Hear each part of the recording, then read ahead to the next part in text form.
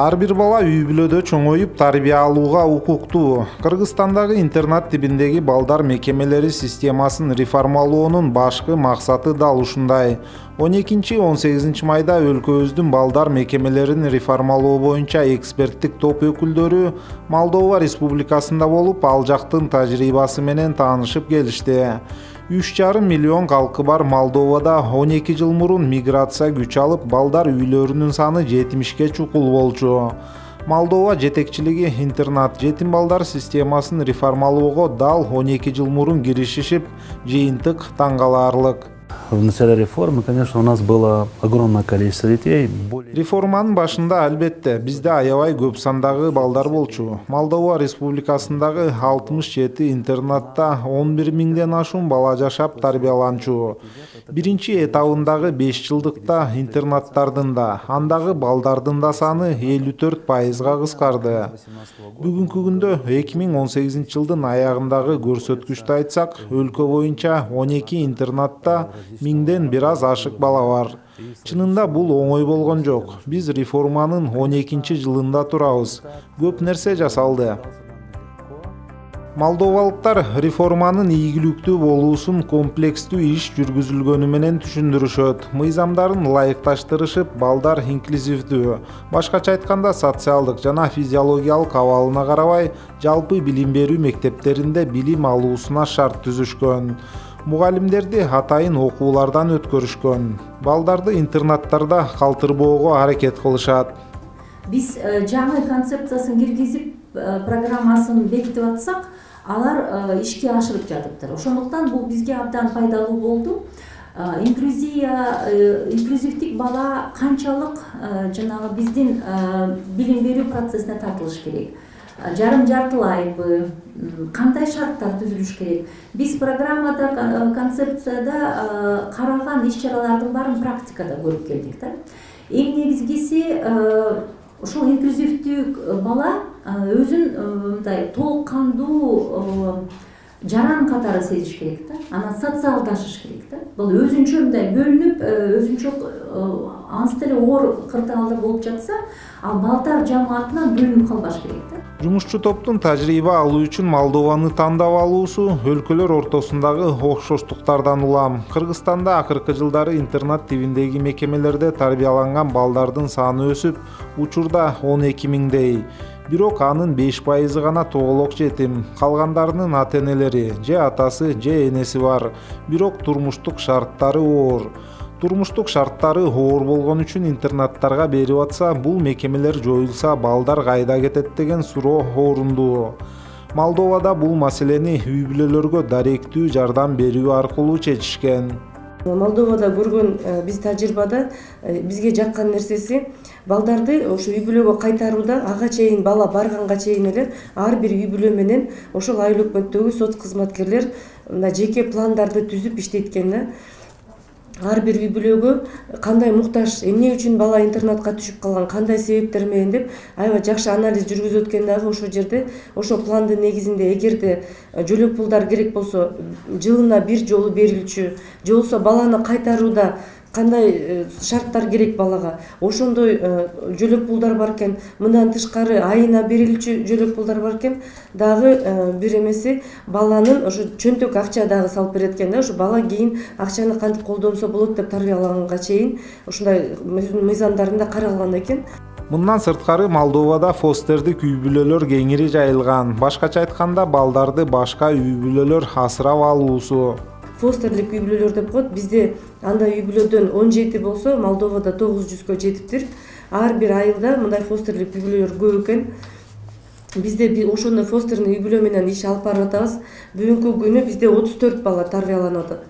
Бирок быйылкы жылы мына 132 үй бүлө дагы бизден окуудан өтүп сертификаттарды алышты.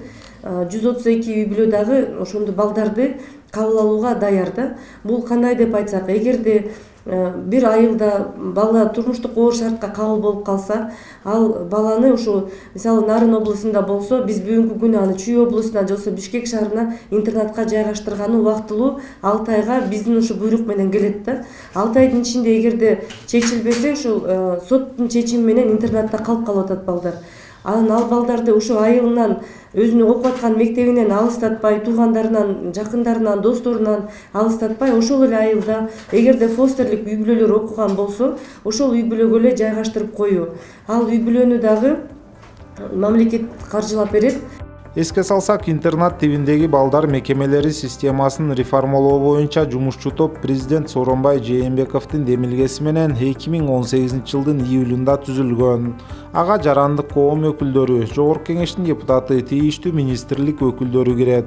Балдар үйлөрү системасын реформалоо зарылдыгын баланын укуктарын коргоочулар лигасы коомдук уюмунун директору Назгүл Турдубекова президент Жээнбековдун 2018 жылдын 19 июлундагы жарандык коом өкүлдөрү менен болгон жолугушуусунда айткан.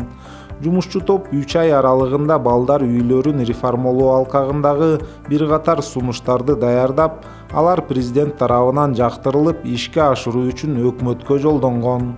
Иш топтун ичинде мындай президенттин атынан рекомендациялоо болгон өкмөткө карата, кантип ушул ар бир баланы үй бүлөнүн чөйрөсүнө жайгаштырыш керек, кантип алардын укуктарын коргош керек. Андан тышкары өкмөттүн деңгээлинде бүгүнкү күнү болгон ушу интернат тибиндеги балган балдардын системасын реформалоолорду кантип өткөрүш керек деп атайын рекомендациялар жиберилген өкмөткө карата.